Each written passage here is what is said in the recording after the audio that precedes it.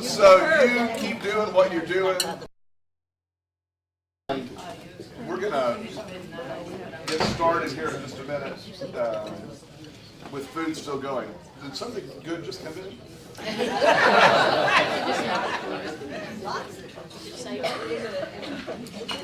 Thanks to everyone who's contributed. Oh dear. I've got to talk. I can't eat and talk at the same time. It would be disgusting. No. Thank you to all. So this reminds me to say, some of you who are newer with us don't know what a disorganized mess of a class we were for such a very long time. I know we are really getting slammed up here. We are consistent. We're trying to get organized, and thanks to John, Eric, and Shannon, and some of the rest of y'all, we are making some progress. Julie? We are creatively organized. We are creatively organized. I just need to remind you that Dan and Helen and Samira and I started in a broom closet in this class. I'm not kidding you. And then we got to move to the little nursery thing. Is we've been all over. We've been everywhere, man.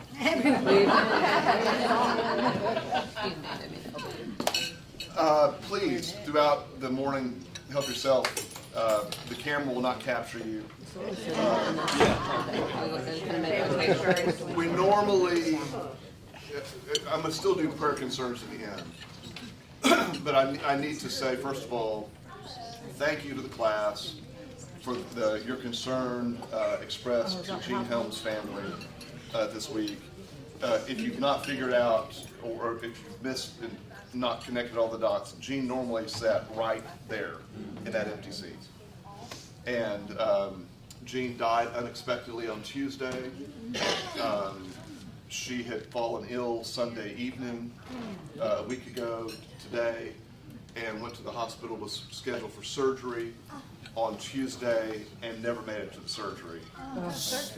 And it just is one of those things, she was much sicker than even her family realized. Now, fortunately, I was literally across the street at a lunch meeting at Red Hot and Blue when I got the call that she was at President and had just died, and was able to get in a car and drive right over there and be with the family. And I said, a lovely, lovely family, by the way. And I said to them, you know, because you remember Jean's prayer concerns? Remember the granddaughter who needed to sell the house? No. And Jean said, I'm not sure if we ought to pray for that or not. That granddaughter was standing there in the hospital room. I said, I know you. The daughter who has cancer, who's still on our prayer list, she was there. Debbie. That's what I thought. Yeah. And I said to them, you know, in all the time I've known Jean, I have never, I do have no memory of her asking for a prayer for herself. I had no idea she was sick. But I know all of you in the family because she's asked us to pray for you. And that's how we know Jean. What's her last name? Helms. Helms. Yeah, Jo Jean Helms. Okay. And I want to tell you a couple of stories about Jean. Most of her career, she was a teller at several different banks. In fact, her son-in-law said that she outlived 10 banks. Because you know all the mergers and acquisitions and all that. She worked for Bank of America, first for Mercantile, Bank of America, and Chase. And she was a teller. And her son-in-law said of her that to her customers, she was like a pastor to them. And I thought that was a lovely, lovely line. She hosted her family for Christmas every year. Her two daughters, their husbands, their children, there's 4 generations that were there. The daughters and the grandchildren and the great-grandchildren have never, in a single year, experience Christmas anywhere but at Jean's house. wow. That's income. And this Christmas is really hard for them. So be mindful of that. My favorite story, though, was amongst several. A few of you were at the funeral. I'm going to repeat myself. I'm sorry. They're too good. Jean was a very competitive person, but not in a mean way. And so she always won the contest at the bank among the staff. Every time she won the contest. She went to the Lake Highlands YMCA. And some who go to the Ys here know that you can track your stuff, like how many pounds you've lifted, how many miles you've done. And at the YMCA, they put up a little chart each month with age brackets and the top people who get points. And she always wanted to be number one in her age bracket. But she couldn't because there was a retired PE teacher there who always beat her. So one day she overheard the PE teacher explain that she was going to be going on vacation. And so Jean decided she would go to the YMCA twice a day while this woman was on vacation and rack up more points so that for that month her name could be at the top of the list. And sure enough it was. And so she called her grandson, who lives in Brooklyn, New York, and said, I just want you to know I've won a weightlifting competition.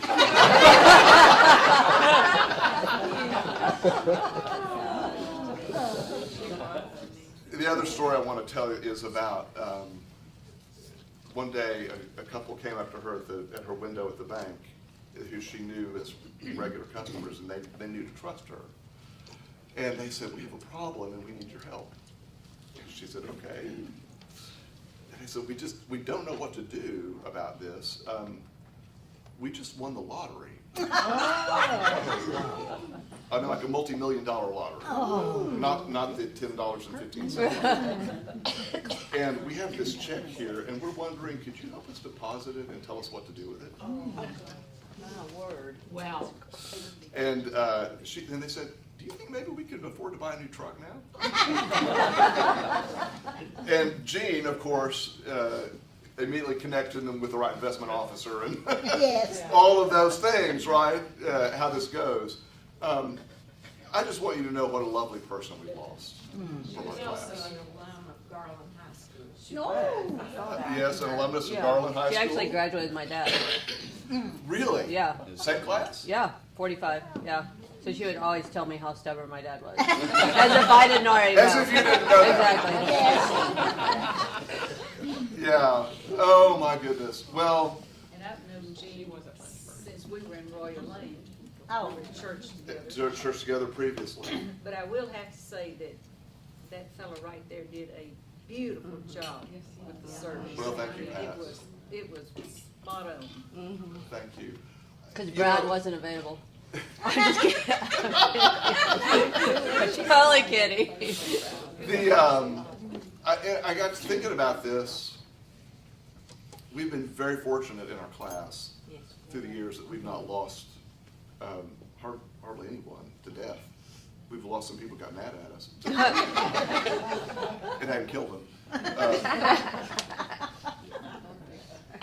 Thank you. We don't have a lot of experience as a class rallying around in a time like this, and we're finding our way. And Dave and Shannon and John Eric really helped us get it together this week. And thank you to all who participated in that. We're trying to figure out what's the right way to do that in the future.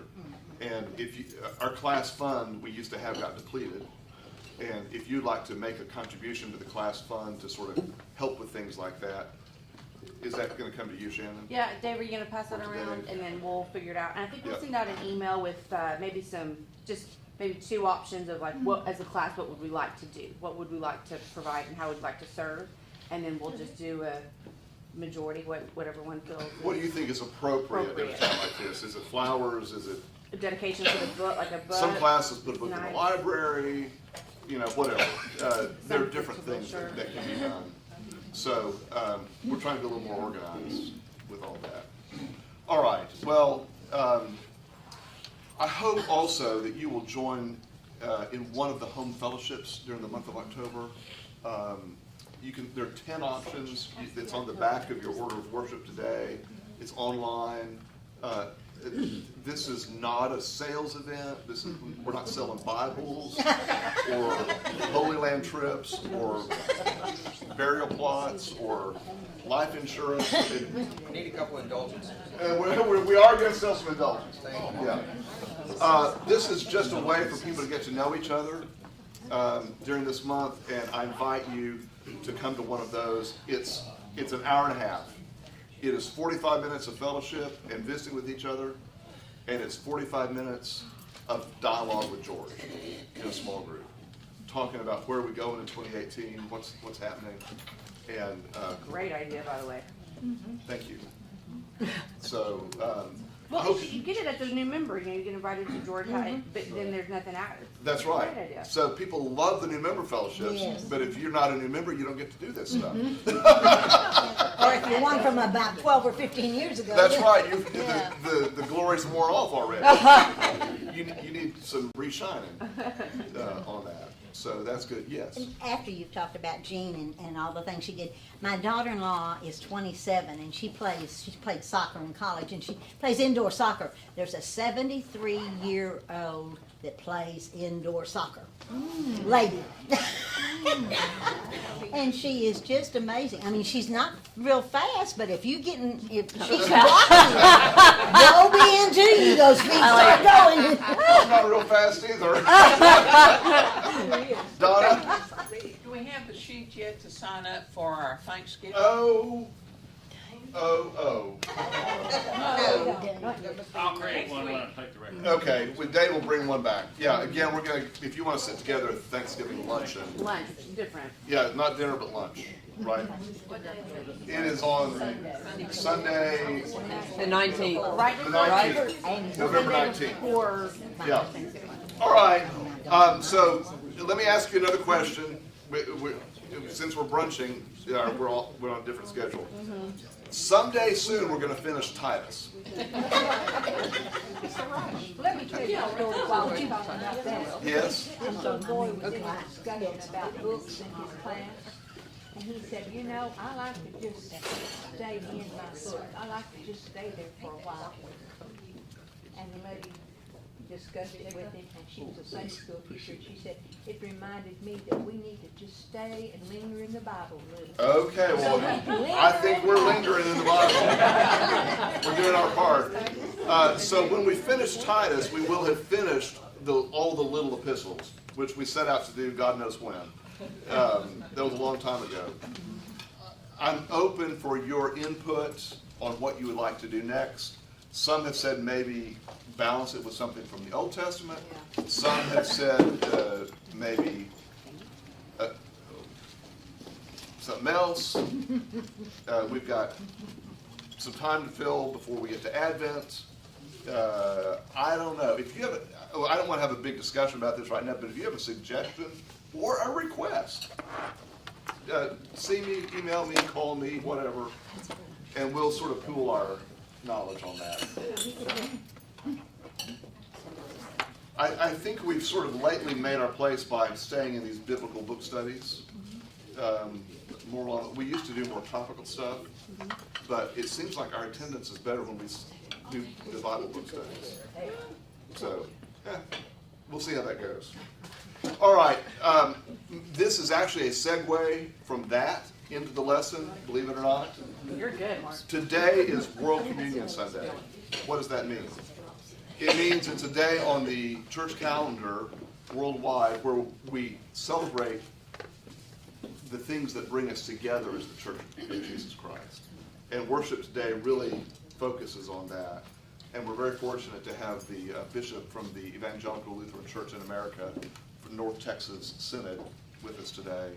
And he and George are co-celebrating the Lord's Supper. Now, for some of you, you may think, okay, this is a really big deal.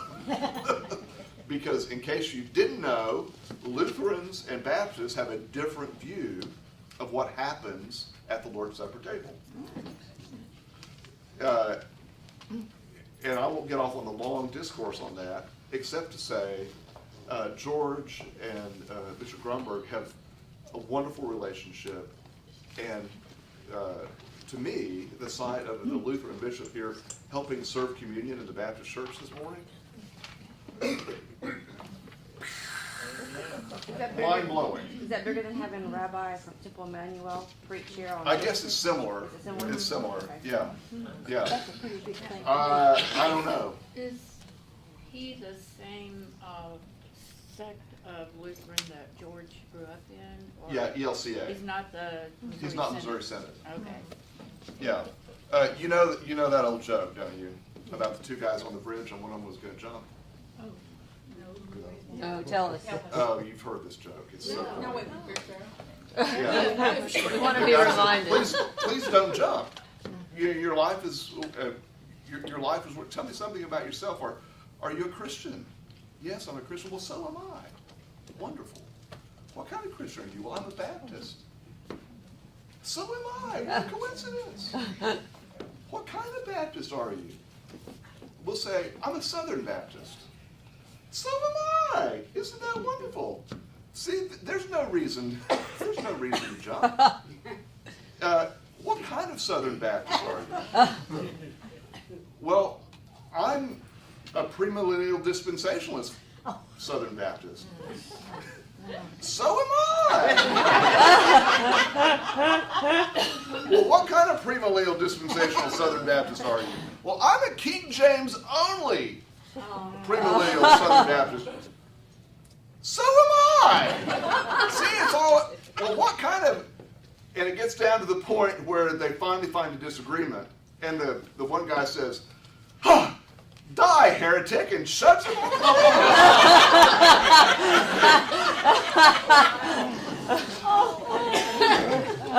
That's sort of that's an old preacher joke. I know, Preston, you were groaning over that one. I didn't tell it very well, but that's sort of we get down to that granular level. So I was asked by someone this morning when I came in if I would explain the difference between what is an evangelical, capital E, and what is an evangelical, lowercase e.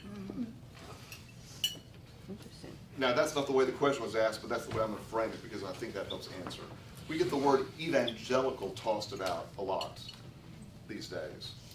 And I know a lot of folks who have identified as evangelicals who have disavowed that term within the last few years because it has become politicized. Yes. And this is pre-last fall's election even. That certainly has added to it.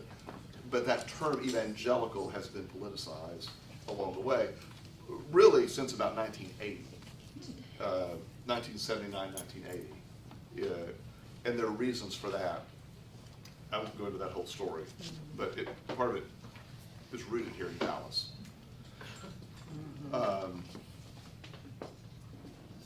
The term evangelical got its roots really out of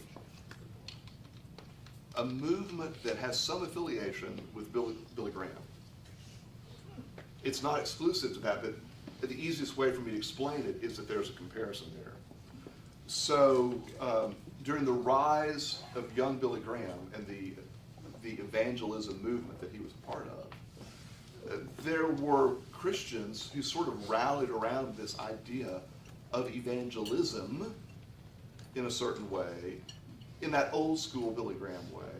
This also gave birth to Christianity Today magazine that Billy Graham was actually part of as well.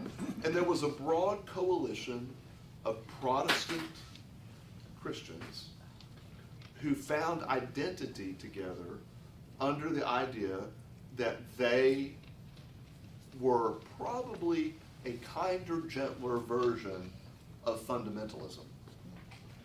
Fundamentalism goes back prior to that, and there's lots of roots of fundamentalism in Texas. Ask Preston to tell you about J. Frank Norris sometime in Fort Worth. That's a whole other story. So that evangelical movement sort of came out of that and was this warm-hearted Billy Graham style believing in the same things that fundamentalism theologically had embraced, but in a much nicer way. That Jesus is the Son of God, born of a virgin, that the Bible is the inspired Word of God, that Jesus was crucified, buried, raised, is coming again, and that it is our Christian duty to share that good news with other people and invite them into fellowship with Christ. That's sort of the broad definition of evangelical in that sense. What happened somewhere along in the mid-70s forward is that began to coalesce into a much harder political identity in some places that really was more reminiscent of the fundamentalism that it had escaped. It's hard to overcome your upbringing, right? And so Baptists like us, and where we've come from, many of us raised in Southern Baptist churches. In some days you could have asked us, "Are you an evangelical?" We would have said no, because we weren't part of that sort of non-denominational movement. But other days you could ask us, and we'd say yes, because we believed a lot of the same things, right? And so there's an uppercase E evangelical that sort of is an identified group, and then there was this assortment of lowercase e. We are evangelical in spirit. And I would say even of Wilshire today, though we stumble on this, we are evangelical in spirit. We believe that people need a regenerating relationship with Jesus Christ, that we are lost without Christ, that we need help, we need salvation, we are not our own. We believe the Bible is authoritative. We do not believe it is infallible. So part of what wrecked the evangelical movement was the Chicago Statement on Biblical Inerrancy that came about and was a way of rallying people around this particular idea that the Bible is absolutely true, literally in every word that it says, with a lot of exceptions that you have to get down into. And this is what was used to drive a wedge in the Southern Baptist Convention for about 15 years of schism. All of that's out of evangelicalism. And there are parts of evangelicalism where it's still playing out. And so you have this wide range of people who would have identified as evangelicals. Oddly enough, some of the Pentecostals and some of the TV preacher Pentecostals, like Jim and Tammy Faye Baker back in the day, right? Yeah. Jim Baker's completely off the rails right now, as if he ever was not. But I don't know if you keep up with him. He's back on TV. They would have identified sort of with that evangelical movement, but they would not be representative of it. There are other places, certainly the non-denominational church movement would be the greatest example of this that I could come up with along the way. But some of these things began to fall apart politically over time, because there was not that you couldn't force that kind of uniformity across the country. And I would say in the past, the political part of that was probably most capsulized and coherent during the Reagan administration. That really was a part of that. Some of you heard me tell the story before about this event that happened here in Dallas in 1980, prior to Reagan's election. There was a group called the Religious Roundtable that had their meeting here. A guy who ran that was a toothpaste salesman from Memphis, Tennessee, named Dan McAteer, who I had the privilege of knowing, who also tried to convince me that apartheid was good in South Africa. That's him. Apartheid, yeah. It was really for the best. Ed was an organizer of this event, colorful character. Anyhow, and again, not everyone who was part of his group is represented by him, so I'm not trying to paint with too broad a brush. But there was an event here that you may recall, you've probably seen video clips of it before, where Ronald Reagan, the candidate, is with this group of evangelical pastors at the Religious Roundtable, and he stands up and makes this speech where he says, you know, let's talk about the Johnson Amendment right now, and your tax exempt status as a church, and you can't endorse candidates and all that. Reagan, knowing that, says, in his Reagan way, now I know that you can't endorse me, but I want you to know that I endorse you. And that brought it together right there on the political sense. And I would say from that moment forward, what it meant to be an evangelical became to be more politicized than theologized, right? So it is very difficult, I think, to answer the question, who is an evangelical? Researchers, those who do religious research, they have certain definitions in their criteria for, if they're doing a survey of you, they're going to ask you these questions, and they will classify you as an evangelical if you answer yes to some things that most of you would answer yes to. Most everyone in this room, according to a statistical survey, would get classified as an evangelical on a research project, even though you might not identify yourself that way. And so this has continued to fracture, so much so, as I mentioned before, that some of the leading figures within the evangelical movement now will not use the term of themselves. There is not another term that's emerged. So let me give you two other examples. Y'all know Tony Campolo. Okay, Tony Campolo was a sociology professor at Eastern University in Pennsylvania. Became a very, very popular speaker on the circuit. He is out of that old school evangelical movement and is a brilliant guy.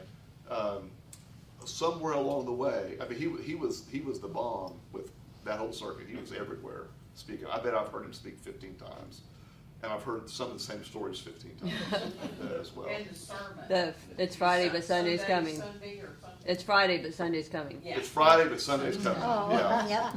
And the other one is throwing a birthday party for a whore in a diner in Hawaii at 3 o'clock in the morning. If you ever heard that one, it's quite a story. Yeah, and his other line was he had this. He talked a lot to student groups. He would talk a lot about there are 10 million people who are starving tonight, and most of you here don't give a damn. And most of you now are more upset about the fact that I said damn that those people are starving. That's Tony Campolo. Okay? Evangelical. Today, Tony Campolo is out of that group. He's been expelled over the LGBT issue, primarily. But not just that. It's also part of just this splintering. So this is a very long way around to say it is hard today to know how to define the word evangelical, which is to say that when we think about the unity of the church on World Communion Sunday, what we're talking about is much more than just denominations. The fact that we have Methodists and Presbyterians and Catholics and Lutherans and all these different iterations, assemblies, Nazarenes, that's not really the big story anymore. So Bill Leonard, many of you know Bill Leonard, who grew up in Fort Worth. Bill has preached here before. Bill is one of the most preeminent church historians that Baptists have produced in our lifetime. And I first heard him give a speech about 25 years ago in which he explained what was going on in a prescient way. And I will. So those of you who've been in my Baptist identity class that I've taught sometimes on Wednesdays have heard this, so you just plug your ears. Mm-hmm. Bill said that the old model of understanding religious identity in America, it was vertical. Catholic, Baptist, Methodist, Episcopal, Lutheran. Everyone was in their vertical silo. And it was very rare for people to jump from this category to this category, or from this category to this category. If you were a Baptist in Sulphur Springs, Texas, and you moved to a job in Dallas, you joined a Baptist church. If you were a Methodist in St. Louis and you moved to New York, you would find a Methodist church. You would probably marry someone who was Methodist. Sometimes you wouldn't, but then things got really complicated. So we're not even talking about Jewish Christian thing. Even within Protestantism, this is the way it was. And there was a strong identity that went this way.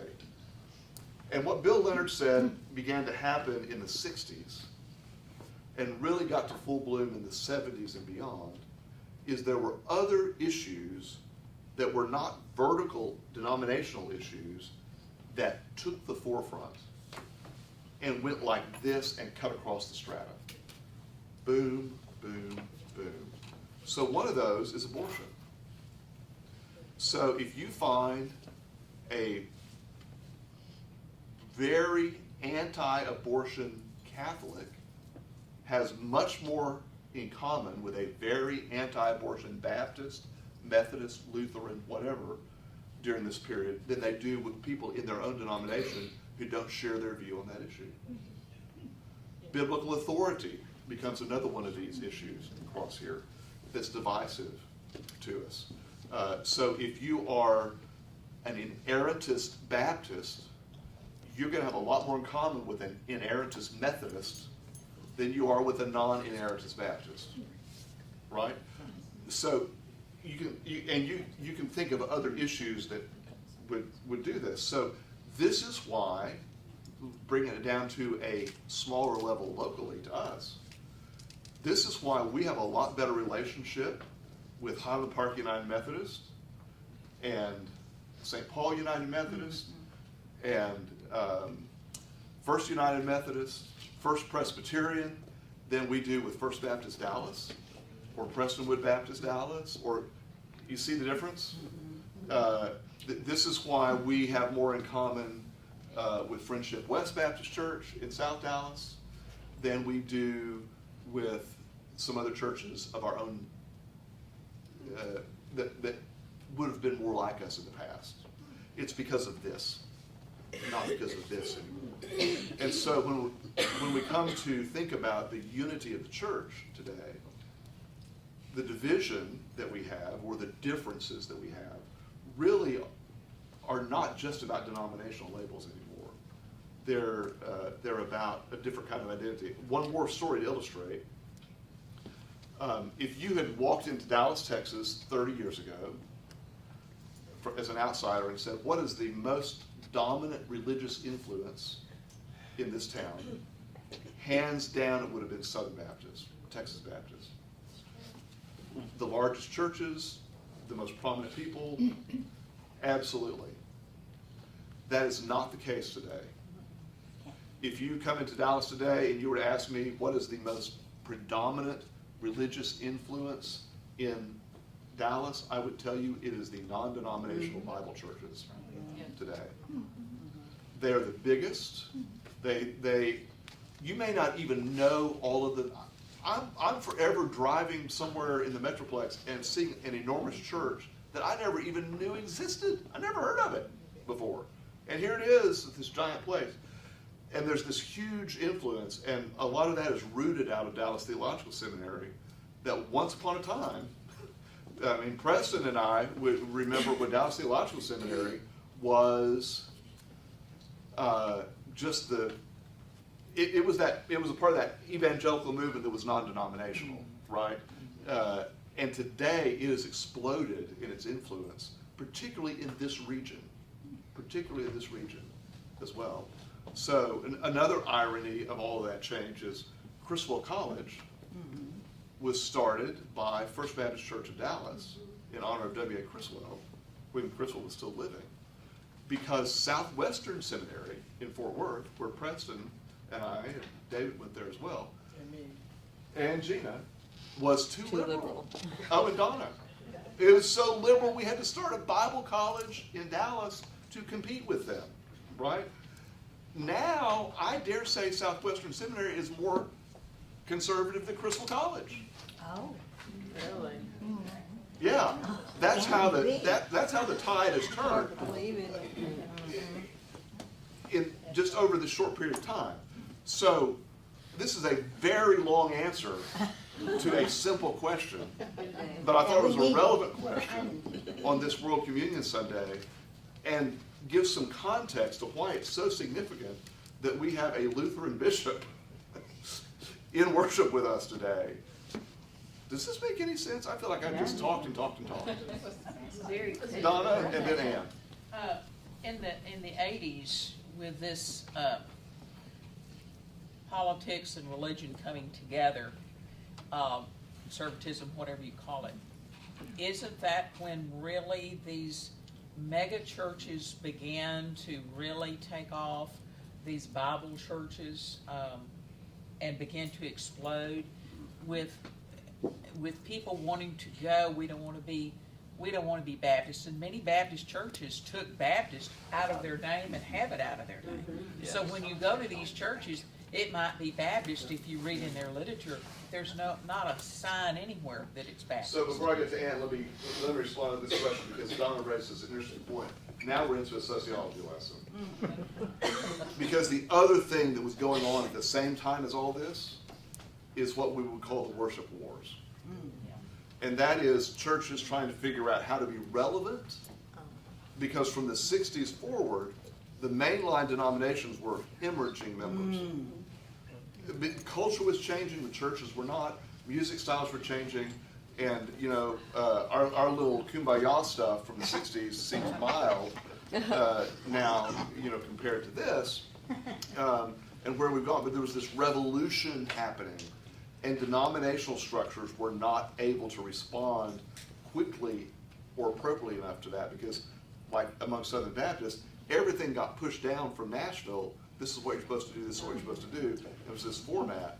And that played alongside that, along with the seeker church movement that then popped up to serve, guess who? The baby boomers.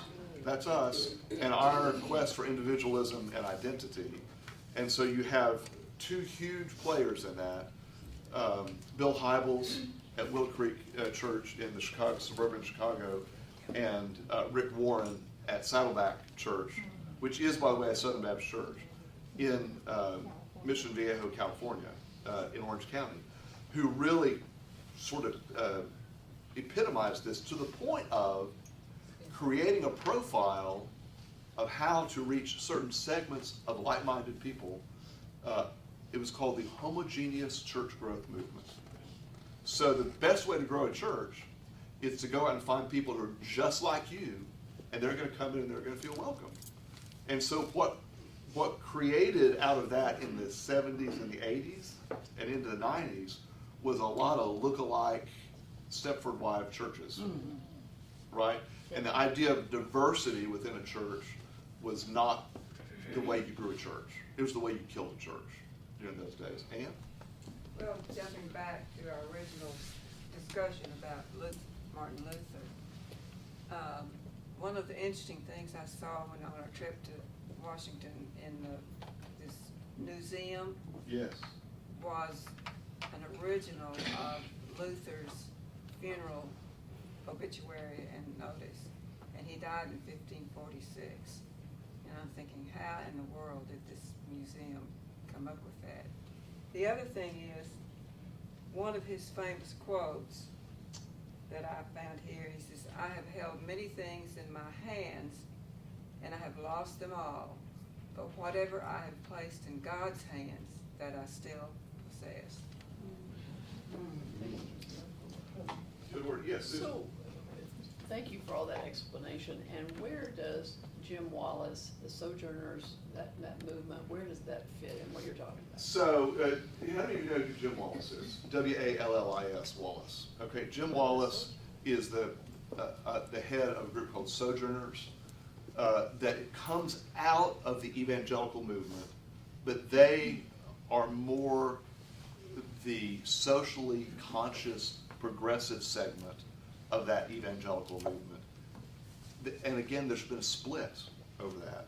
So Jim Wallace is someone who would have been part of that big picture of evangelicalism, but led a group focused on hunger, justice issues, many of the things that we would be in favor of. So Bread for the World is a nonprofit that you've probably heard of that also has roots in that evangelical movement, but has crossed a lot of denominational lines along the way.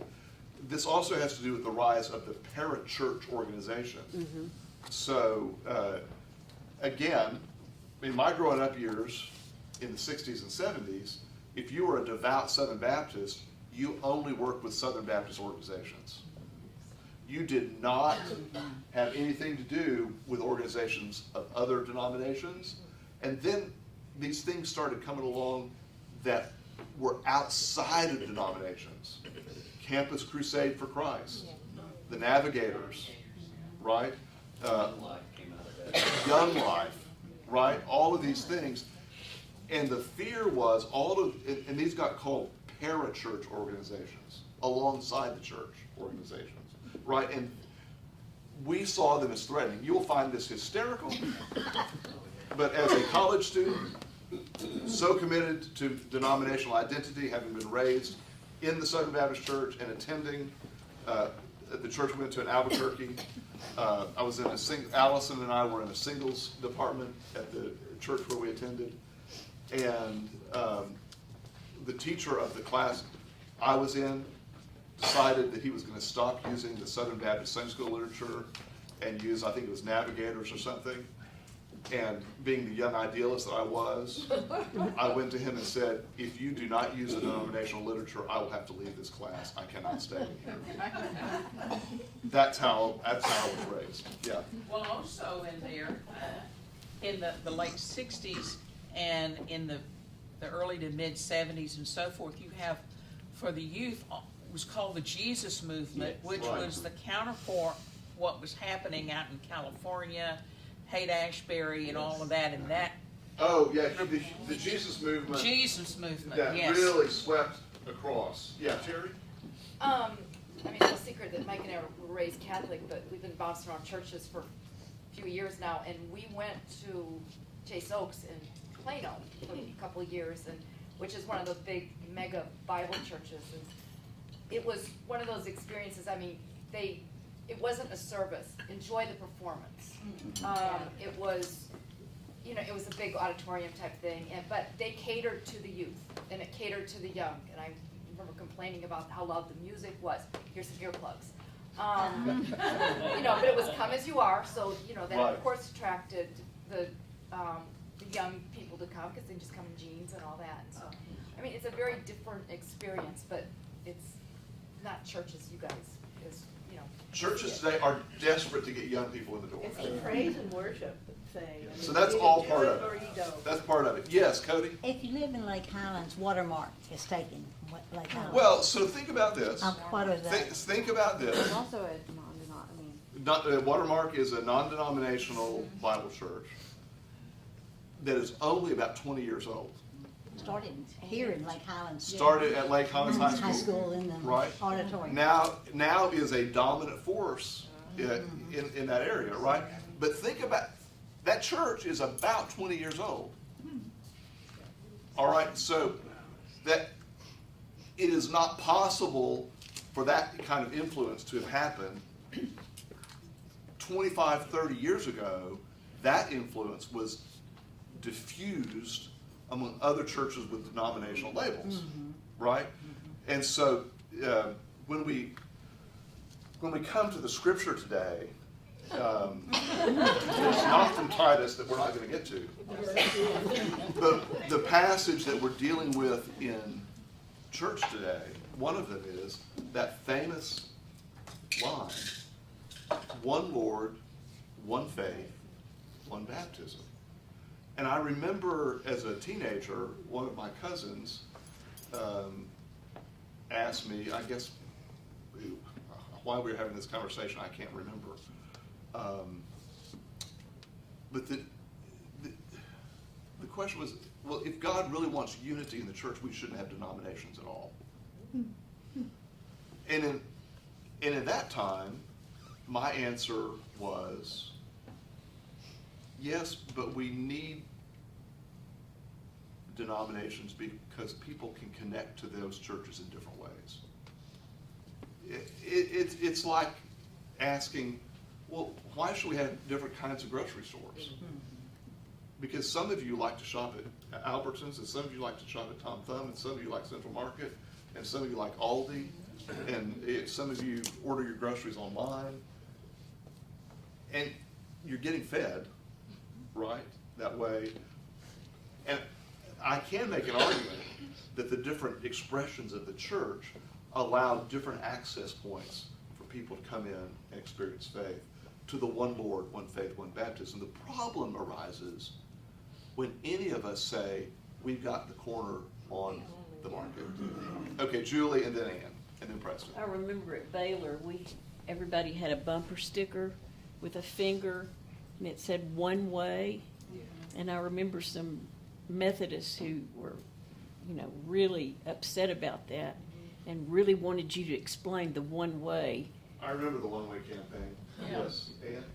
Well, my take on that was transfer to UT, so.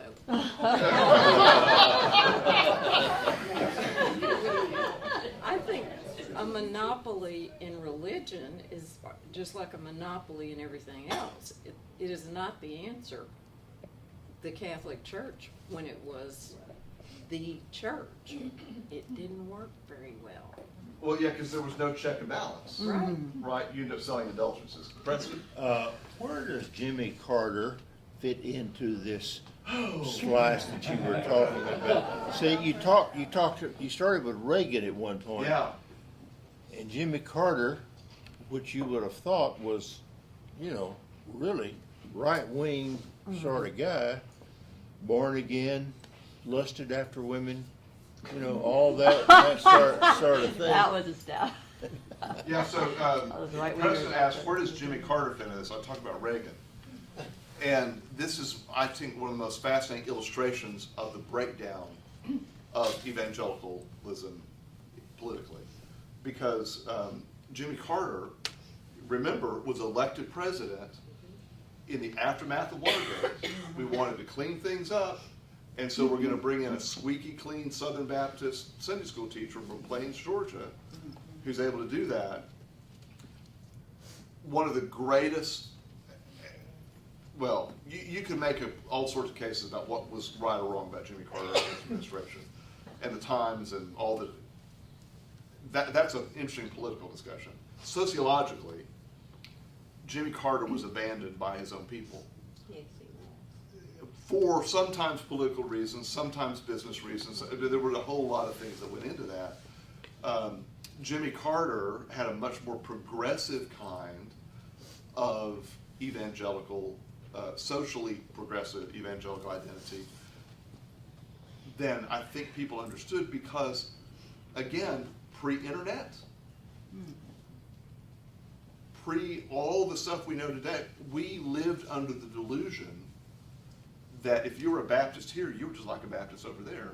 Because maybe we got the same literature, but maybe it wasn't taught the same way. And maybe there were underlying differences there. And in our world today, that can get exposed just like that. Whereas even in 1976, when Carter was elected, I mean, my grandmother on the farm in Randolph, Oklahoma, who believed Henry Kissinger was the Antichrist, literally believed she loved Jimmy Carter, and if you said anything mean about Amy Carter, she would have whacked you upside the head. One last thought on this. I know we've gone so far off the rails here. Marilyn? Well, I just had a comment about, the unity. It seemed that in the past, earlier on, Wilshire seemed to be doing a lot more reach out. Like we used to join with the Church of Christ, and we would have meals with them. Right. Skilling. And then, I mean, we used to do it with the Jewish community too, with Rabbi Stern's. Right. But we don't seem to be that involved. I know George probably goes around and speaks at a lot of other, churches or denominations, but we aren't that involved. Let me give you a quick answer to that. One more question, and then we'll get to our prayer time. We are still involved. We had a wonderful relationship with Skillman Church Christ for a long time, particularly with a particular pastor who was there. They had a schism within their church about going back to the harder line of Church of Christ or the more progressive view of Church of Christ, and it went to the hardline view, and that pastor was gone. And so we They no don't longer eat have with us anymore. that opportunity that we do. So that's an aside to that. Still, we are doing stuff at Temple Emmanuel and other places as well. Loda? Question about communion today. Lutherans, isn't that a closed communion? Yes. Well, so here's a short answer to a long question. Ours is open, A he's in long, our a church. short version to a long. So again, there's more than one kind of Lutheran. The ELCA Lutherans, who we have with us today, are the more open on this. Their breakoff group is the Missouri Synod Lutherans. All right, so Zion, up the way here, is a Missouri Synod church. Missouri Synod has closed communion. If you are an ELCA Lutheran, you may not take communion in a Missouri Synod church. But if you're a Missouri Synod Christian, you can take communion in an ELCA church. Well, Roger was Missouri Synod, and of course, that's where he wanted to go. So when we got married, that's where I went, and I had to go through a 12-week program of, being a member. But from the very beginning, I mean, I'd been baptized. They had no problem with me going down to the altar. They may just have been a little more progressive version of that. Okay. Yeah, we have a friend here who was raised in a Missouri Synod church in South Texas. They now go to King of Glory, which is an ELCA church up in North Dallas. When she goes to her home church, she's not allowed to take communion. Do they believe in transfer? Is it the same or is it different? I don't know Lutheran. So Catholics believe in transubstantiation. Lutherans believe in consubstantiation. Oh, okay. We believe in having a substantial something at the table. Let me just to Maryland. I'm taking a class at Temple Emmanuel right now, and it was in the. The Musar class. Yes, the Musar I went class. to that. Right. Right, So but we have stuff going on. they love George. And by the way, some of you will be happy to know there is going to be another Israel trip in 2018. Yeah. Oh, we are. There is going to be another Israel trip Oh in my, 2018. that was wonderful. So stay tuned for that. Okay, we never got to Titus today. I hope this has been okay with you to have this. I hope this was a relevant conversation. This was not what I intended to walk in here and say today. I had a whole lesson prepared, but now next week's going to be a lot easier. The lesson's already done with that. Thank you for your endurance and participation. I hope this gives you some context to where we are and something to think about. On the cover of your order of service today, does someone have a cover? Someone have one? I chose a particular painting to put on there. She has one. Because of the day that it is. This is one of my favorite religious artists. And this is a painting of Jesus coming up out of the waters of baptism. Oh, That's so All right? crazy. One That Lord, was a plain lady, no? one faith, one baptism. What is it, when you say one baptism? What if a person decides they need to be baptized again? Yeah. Is there really more than, can you be baptized more than once? That's a question. We can have a whole other lesson on that. Thank you. Prayer concerns, remember Jesus.